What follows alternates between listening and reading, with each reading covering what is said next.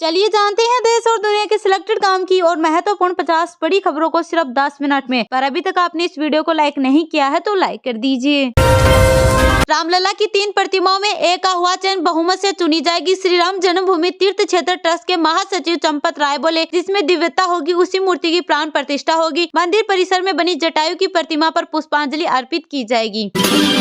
बिहार के सीएम नीतीश कुमार बने जेडीयू के अध्यक्ष। राष्ट्रीय परिषद की बैठक में लगी मुहर। ललन सिंह ने छोड़ा पद, खुद नीतीश का नाम प्रस्तावित किया। सोशल मीडिया इंस्टाग्राम पर केंद्रीय गृह मंत्री अमित शाह के फॉलोअर्स की संख्या 1 करोड़ के पार। बीजेपी नेताओं ने बताई प्रशंसक बढ़ने की वजह है। देश भर में कोरोना के 797 नए केस आए सामने, 5 की हुई मौत। 7 महीने बाद इतने मामले। एक्टिव केस 4000 के पार। जैन फर्स्ट के कुल केस 145।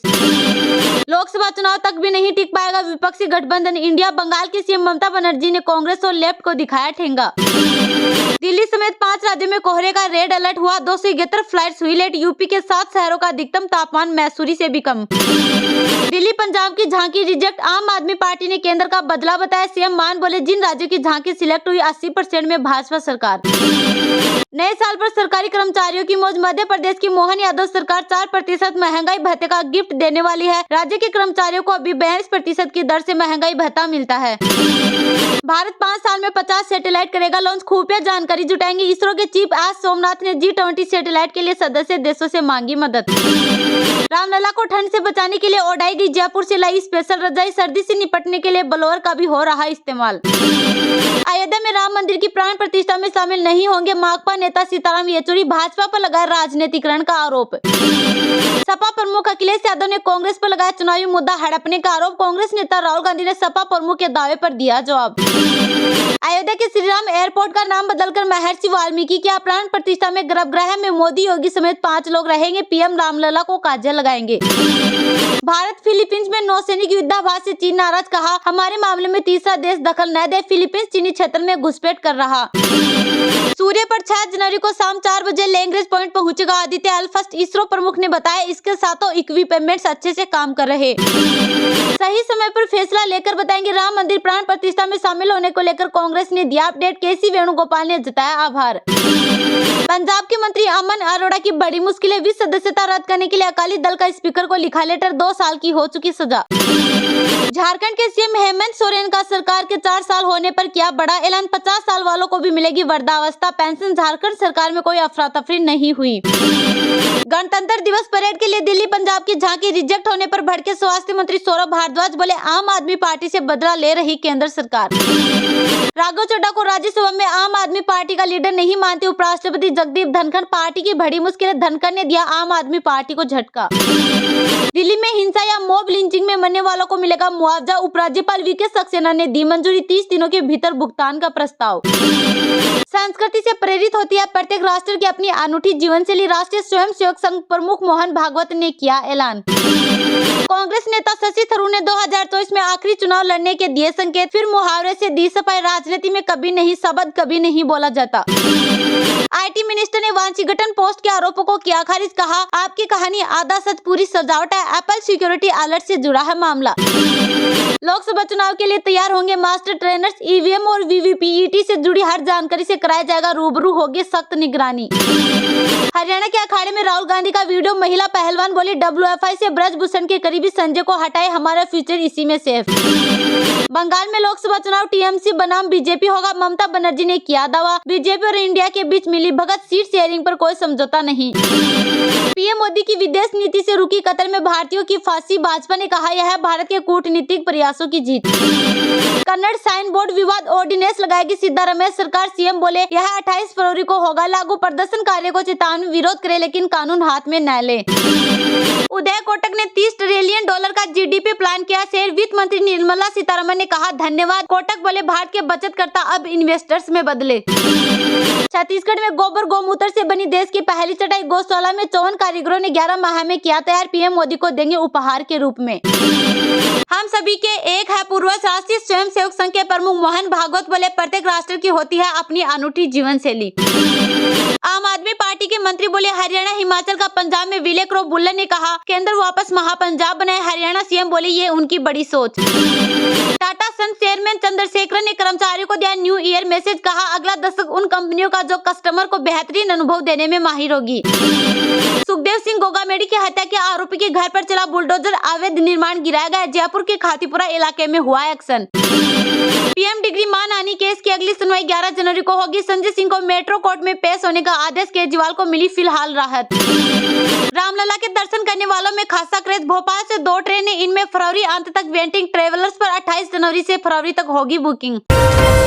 रामलला की 3 प्रतिमाओं में एक का हुआ चयन, बहुमत से चुनी जाएगी। श्री राम जन्मभूमि तीर्थ क्षेत्र ट्रस्ट के महासचिव चंपत राय बोले, जिसमें दिव्यता होगी उसी मूर्ति की प्राण प्रतिष्ठा होगी। मंदिर परिसर में बनी जटायु की प्रतिमा पर पुष्पांजलि अर्पित की जाएगी। जी हां, 22 जनवरी 2024 को प्रस्तावित राम मंदिर प्रतिष्ठा समारोह की बड़े पैमाने पर तैयारियां हो रही है। इसी बीच श्री राम जन्मभूमि तीर्थ क्षेत्र ट्रस्ट शुक्रवार को भगवान रामलला की सर्वश्रेष्ठ मूर्ति का चयन करेगा, जिसे भव्य मंदिर के गर्भगृह में स्थापित किया जाएगा। चयन एक मतदान प्रक्रिया के माध्यम से किया जाएगा, जिसके दौरान ट्रस्ट के सदस्य शीर्ष 3 डिजाइनों में से चुनेंगे। इन महत्वपूर्ण निर्णय के मूल में 3 कुशल मूर्तिकारों के प्रयासों की पराकाष्ठा है, जिनमें से प्रत्येक भगवान रामलला की एक अनूठी व्याख्या प्रस्तुत करते हैं। अलग अलग मूर्तिकारों द्वारा बनाए गए 3 डिजाइनों को मेज पर रखा जाएगा। जिस एक मूर्ति को सबसे ज्यादा वोट मिलेंगे, उसे 22 जनवरी को राम मंदिर में रामलला की प्राण प्रतिष्ठा के समय स्थापित किया जाएगा। ट्रस्ट सचिव संपत राय ने बताया कि मूर्ति 5 साल के रामलला की मासूमियत को प्रतिबिंबित करेगी। 51 इंच लंबी मूर्ति को 3 डिजाइनों में से चुना जाएगा। राय ने अंतिम निर्णय लेने में दिव्यता और बच्चों जैसी आभा के महत्व पर जोर दिया। इस बीच श्री राम मंदिर निर्माण समिति के अध्यक्ष नरपेंद्र मिश्रा ने राम जन्मभूमि पथ और मंदिर परिसर पर चल रहे निर्माण कार्य का गहन निरीक्षण किया। मिश्रा ने आश्वासन दिया कि निर्माण चरणबद्ध तरीके से आगे बढ़ रहा है और दिसंबर 2023 तक पूरा होने की उम्मीद है। आपको बता दें कि भगवान रामलला के अभिषेक का शुभ मुहूर्त सिर्फ 84 सेकंड का होगा, जो 12:29 मिनट 8 सेकंड से 12:30 मिनट 32 सेकंड तक रहेगा। भगवान रामलला के अभिषेक का यह शुभ मुहूर्त पंडित गणेश्वर शास्त्री ने निकाला है। 22 जनवरी 2024 को होने वाले इस कार्यक्रम में देश के प्रधानमंत्री नरेंद्र मोदी मुख्य अतिथि होंगे। रामलला के मंदिर में विराजमान होने के बाद पीएम मोदी भगवान की पहली आरती करेंगे। इसके बाद मंदिर परिसर में बनी जटायु की प्रतिमा पर पुष्पांजलि अर्पित की जाएगी। नए साल पर सरकारी कर्मचारियों की मौज। मध्य प्रदेश की मोहन यादव सरकार 4% महंगाई भत्ते का गिफ्ट देने वाली है। राज्य के कर्मचारियों को अभी 42% की दर से महंगाई भत्ता मिलता है। मध्य प्रदेश के कर्मचारियों के लिए प्रदेश सरकार बड़ा तोहफा देने वाली है। बताया जा रहा है कि नए साल में प्रदेश के कर्मचारियों को 4% महंगाई भत्ता मिल सकता है। इसका प्रस्ताव वित्त विभाग ने बनाकर अंतिम फैसले के लिए मुख्यमंत्री कार्यालय भेज दिया है। नए नियम के मुताबिक प्रदेश के करीब 7.5 लाख कर्मचारियों को 4% महंगाई भत्ता मिलेगा। नया साल मध्य प्रदेश सरकार कर्मचारियों के लिए डबल खुशी लेकर आ रहा है। राज्य के 7 लाख से ज्यादा नियमित कर्मचारियों को मोहन यादव सरकार 4% महंगाई भत्ते का गिफ्ट देने वाली है। राज्य के कर्मचारियों को अभी 42% की दर से महंगाई भत्ता मिलता है। सरकार इसे 42 से बढ़ाकर 46% करने जा रही है। विधानसभा चुनाव के कारण लगी आचार संहिता से इस पर फैसला नहीं हो पाया था। राज्य सरकार ने प्रस्ताव चुनाव आयोग को भेजा था, लेकिन मतदान तक रुकने के निर्देश दिए थे। वहीं वित्त विभाग ने वर्ष 2024-25 के लिए 56% के हिसाब से महंगाई भत्ते का प्रावधान बजट में रखने की तैयारी की है। सभी विभागों को निर्देश दिए गए कि स्थापना व्यय में 3% वेतन वृद्धि और महंगाई भत्ते वह राहत के लिए 56% के अनुसार परिवर्धन रखा जाए। संविदा कर्मचारियों के पारिश्रमिक में 8% की वृद्धि के हिसाब से परिवर्धन रखा जाए। दरअसल विधानसभा चुनाव के पहले शिवराज सरकार ने संविदा कर्मचारियों के वेतन भत्ते बढ़ा दिए थे। इसके लिए अनुपूरक बजट में भी प्रावधान किया जाएगा। केंद्र की मोदी सरकार ने जुलाई 2023 से अपने कर्मचारियों को महंगाई भत्ता 4% बढ़ाकर 46% कर दिया है। विधानसभा चुनाव में आचार संहिता लगने की वजह से इस पर फैसला नहीं हो पाया था। राज्य सरकार ने मुख्य निर्वाचन अधिकारी कार्यालय के जरिए इस पर प्रस्ताव चुनाव आयोग को भेजा था, लेकिन मतदान तक रुकने के निर्देश दिए थे।